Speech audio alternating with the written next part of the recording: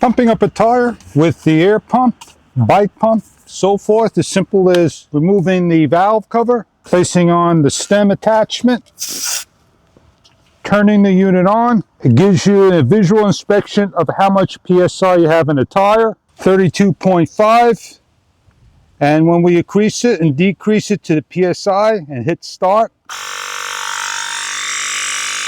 pumps up our tire.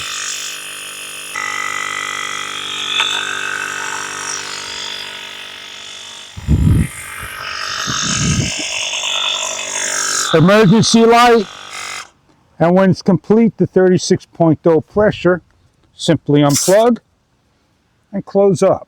This is the wireless air pump ATJ8266. You get inside an instruction guide on how to use your air pump for basketballs, motorcycles, cars. You have here for rafts, the Italian bike stem that you could pump a bicycle up, and a fuse in case the 12-volt adapter, the nipple over here that you unscrew to replace the fuse, that you can charge via 12 volts or charge it via USB-C cable located on the bottom of the base.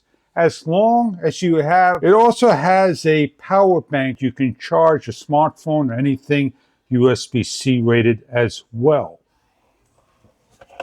Charge via 12 volt or charge it via power cord. As a power bank, you could charge your phone, plug into the correct ports and cables, and the phone would charge. Find the stem hose, which is about 16 inches long with the locking tab.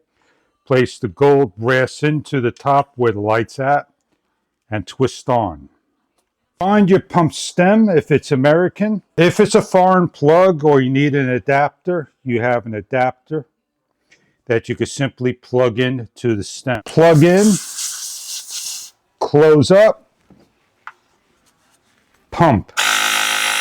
6,000 milliamp power bank, emergency light, air pump, 150 PSI with the carrying case, not just for the automobile, hiking, biking, for boats, cars, and more.